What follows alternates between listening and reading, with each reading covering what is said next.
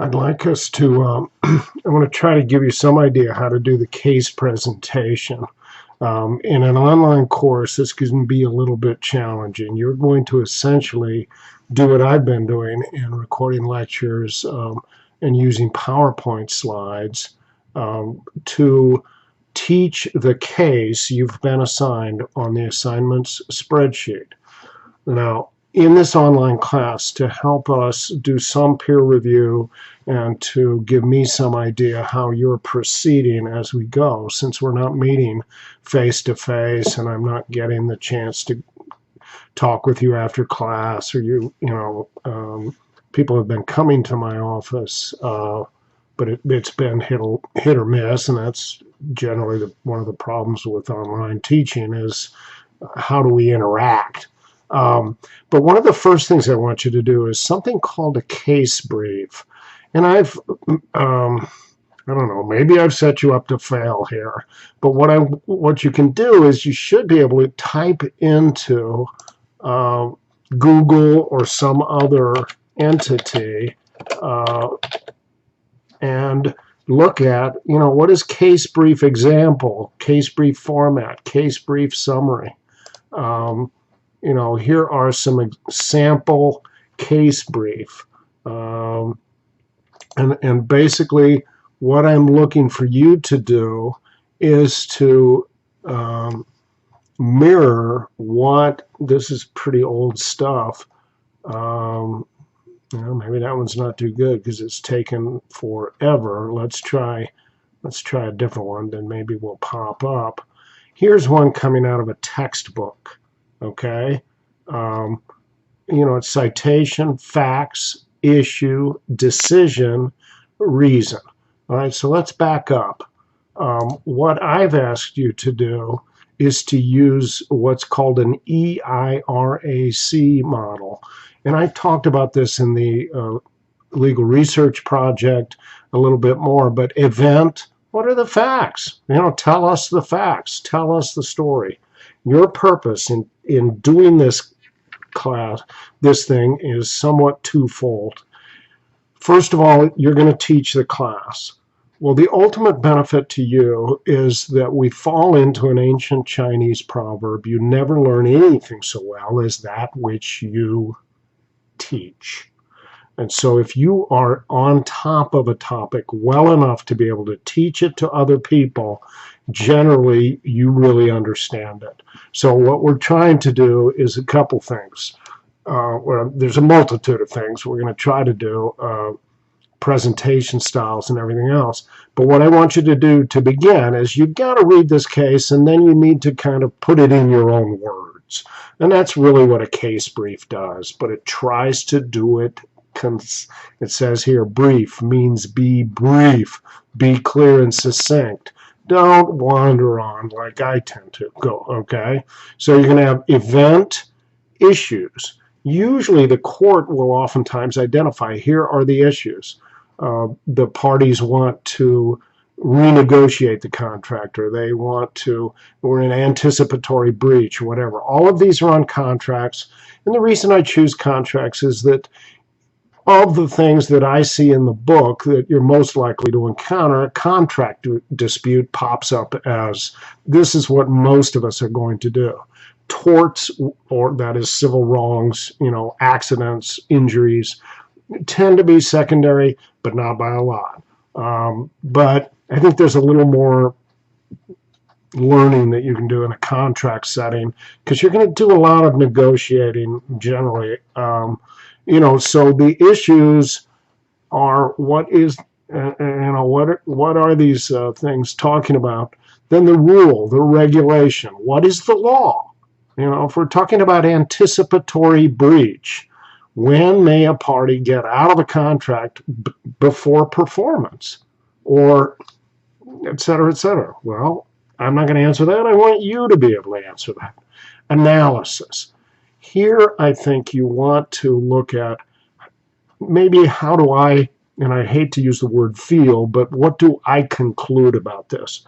What do I feel? Start with feelings if you need to, but what we want to get to is a logical conclusion. And so, we've got in analysis, we've got to do some hard thinking, which side is right, and then bring it to a conclusion. All right? I'm asking you to submit uh, a file. So I just want a Word document, but I also want URL and date consulted for source on how to make a case brief. Okay? Then at a later point, I'm going to call upon you to let's make some, I think I've even begun the process. Let's get a mock PowerPoint rough draft done. Why would he want a rough draft early? Well, because these are hard. I'm used to doing presentations. Most students are not. Okay? And I want you to get better at being a presenter. So ultimately, what we're going to do in this assignment is you're going to actually record a video, screen capture with a little picture of yourself over in some corner, utilizing some free software that you pull off the internet, as I've detailed, I believe, in Module 3. And for later classes that maybe I've changed this a little bit. It may not be in that module, but it probably will remain there. I may not re-record this video. What we're going to do, what I really wanted to start out with today, is I want to look at how we grade this project. Okay? And what we're going to use is this grading rubric that I have created. When you're grading other people, and each of you, as you can see, will be grading under this rubric for other students. We'll have to see how that works out in this class. We're down to very few active students, it seems to me, so we may modify that portion of the rubric in terms of how much each student's grade weighs on your individual grade. We may only have 2 other students look at your stuff, but the reason we're going to have me and 2 students look at it is to give you a broader audience perspective, as well as to get peers involved in this and to give good feedback. The whole purpose of this, in many ways, is to sort of teach, the Toastmasters criticism sandwich. Say something nice. Say something that the person did well. Tell them an area where they need to improve, and then tell them another thing they did well. What it helps them do is, hey, here's a couple of points that I think are strengths of yours. Here's an area that I had some questions about, and you might want to look at what you're doing relative to that. It's hard as we present to understand what we're doing. That's a learned skill. As we get further into presentations, we maybe will go, oh, my eye contact really wasn't as good as I had hoped. My PowerPoint slides, I was amazed. On slide 19, I had 4 typos. I just don't know what happened there. We're not necessarily going to be real good at seeing these things, at least first time out. And it helps if we get some feedback from real audience members as to what they want, what they expect. All right, so I've set up a fairly simple rubric, if you will.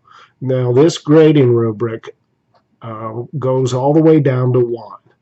Well, if we look at Toastmasters, giving people a 1 is not the way to build confidence in one of the hardest things there is to do, and that's public speaking. So while the scale has the numbers 1, 2, and 3, and I've seen students use it, my real thinking is that anybody who uses a number below 4 ought to look in the mirror for where the problem is. The student is doing the best they can. Even if they really do struggle, telling them with a 4, this is an area of concern for you, is adequate. It's enough of a shot across the bow. Going all the way down to a 1, it seems to me rather vindictive. Now, maybe that's grade inflation, but I really don't want to see that. If you as a student get a grade below 4, ignore it, give yourself a 4 in that category. You know, now the big part here is I've got little comments out to the side, and I did a couple of these as sort of an example. The way I grade these is I use decimal points between 5 and 6. So somebody who has, as shown here, a 5.2 on visual aids, which is, you know, I'm trying to judge the quality of your PowerPoint slides, didn't have any clip art.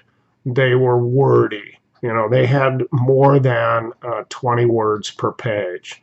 20 words is kind of the outside maximum on PowerPoint. If you've got more than 20 words on a page, people can't hear what you're saying. They're going to be reading. And if you put that many words on and then read it to somebody, well, as we're going to see, you've got all kinds of problems throughout this. You know, you're going to lose people's attention. In a live setting, this is designed for a live setting kind of deal, but I haven't modified it for online yet. I'm working on that. I just haven't done it. But, you know, as you're doing visual aids, as you're doing your PowerPoints, you really should try to keep it to 6 to 7 words to a page, maybe 8 at tops. It really should be a single word for then a stream of topics. You know, if you go back to my Sources of Law PowerPoint, the first slide has 5 names on it. I talked for 4 minutes based on 5 names. You know, that's a little closer to what we're looking for. Standard rule is about 2 minutes per slide. I went a little long on that. That's a longer presentation, but it's meant to be one. But if you notice each slide, I really do my best to keep it under about 7 words. And I think it helps people. What they then get is a visual cue upon which they hang verbal information. All right, so as we're feeding back to people, we need to give them real content about how they did and what they did. We'll be posting these into a special folder that I create. I believe it's going to be a discussion board. I've got to look at how this works in the Blackboard system that we have at St. Louis Community College. Because it's different than the one we have up at UMSL. Of course, they bought something different. Clarity of speech here. A lot of people either don't speak loudly enough, or they don't speak firmly enough, or they don't pause. They have a straight through way of speaking. Some people rush their words. Others don't engage the camera very well. You know, it's something I struggle with. I'm oftentimes looking at the screen as I'm talking. You know, so our clarity of speech, we should tell them, hey, you mumbled off, or you trail off on the end of your sentences. Whatever you're seeing, you've got, you know, they may not be aware of it. They may be fully aware of it, but we need to point it out to them. Here's why I only gave you a 4 on this, or here's why I only gave you a 4.5. You guys are free in the 4 to 6 range to use any system you want, whether you want to break it down more by decibels. I tend to just do between 5 and 6. I like to guarantee people an A on this project because it is public speaking, and we are trying to get you to be better. Eye contact. In a taping like this, you know, are they occasionally looking at the camera, or are the eyes always off to the side looking at the sheet? You know, are they trying to engage the audience? Body habitus. You know, here I've seen things where people, for instance, don't have the lights on behind them, and they're lit just by their computer screen, and they have this kind of weird bluish cast or to their face. Not a good idea. You know, are they sitting upright? You know, you might even comment here on, are they dressed appropriately? You know, are they showing a lot of skin? Are they, you know, because we ought to think about what would I want to see out on YouTube. You know, they don't have to put on a tie or anything like that. You know, but are they engaged? Are they trying? Is their body kind of towards the audience? That's what I'm trying to do in the live presentations, is to get people to get their hands out of the pockets. You know, I use my hands. I don't know if it shows up on the videos. I don't watch them after they're done. You know, and maybe I should, but I don't. Then the last part is class participation. All right. First of all, did they have questions for the audience? You know, asking the audience a question is a good speaking deal, because it helps draw the audience in, gives them a little time to reflect, gives you a little time maybe to gather. In a live setting, I ask a lot of questions. So sometimes what I ask of students here is, did you anticipate questions, and did you put them into your presentation, and did you answer them? In terms of attention, does it have enough variety as it's going forth? Do they understand it well enough that, you know, I found it fairly engrossing? You know, I'm now up at about 16 minutes here on this thing, or did they bore the heck out of me? You know, was it just really bland, no attempt to make this lively? Did they try to liven it up? Knowledge of subject matter. As you're listening to this person, does it feel like they were really an expert on this case, that they knew it backward and forward? I think people need to recognize that if you're the teacher, you know, you don't have to know everything there is to know about it. You know, there are a lot of things of which I'm completely ignorant in the field of law, or there are areas where my knowledge is not as great as it could be. But when I'm sitting there teaching a one single case, I have a real opportunity, I should say, to be an expert. All right. So what we're going to do is, I think what we'll be able to do is email people our feedback. And so I've got kind of a shorthand version of the Toastmasters criticism sandwich, which I would like you to add. Make some comments at the bottom that said, here's what I really liked. You know, I liked the fact that you dressed up. Well, maybe not. I like the fact that you were in casual clothes. I like that your voice modulation was really good. That you seemed comfortable, that you seemed able to engage the camera. Areas like here, how you might be able to improve. I noticed about 4 slides out of the 6 that had a misspelling. And I might leave it at that. You know, that's something, you know, because we're really looking for 2 or 3 things they did well and 1 or 2 things they need to improve on. When we are finished with this thing, we are going to go into the case presentation folder, and we're going to fill out a chapter presentation template for grade XLS, and I'm going to show you that later, because it's about a 10-minute process to walk you through how to get this. But the big deal is, you need to send me both your PowerPoint and an Excel file that details your grade.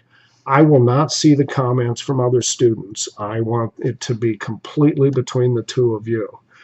So whatever a student feeds back to you, you deal with that individually. I just need the number when we get down to that. Okay, and so what you've got to do is send me both your PowerPoint slides and the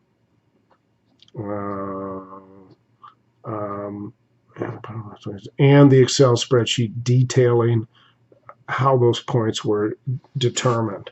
So really all you have to do is come in here. You should have saved both files. You're going to browse your computer, find it. Looks like, you know, last file I searched for to send was a TB exam.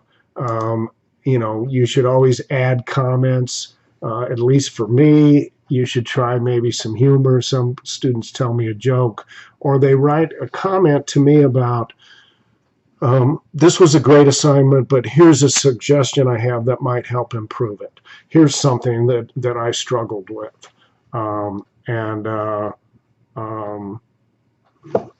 Whatever it is. I've been using this thing for a long time, but it's a little bit new online. And once you've got both files, so as you're looking, browse my computer, it should show 2 files. Make sure that's right, then click submit. If something falls apart, I'll grade it and I'll get it back to you. It's due not later than May 12th, all right? We're going to finish these things a lot earlier, but the Excel spreadsheet and the PowerPoint slides are due at the very end of the semester, and in fact, I've given you an extra week. I hope this explains the project well enough for you. We will be going on into, I'm going to cancel out, into modules to do a little bit of feedback before you get to the final assignment of sending this in. And anyway, I appreciate you listening. I'll talk to you soon. Thanks. Bye.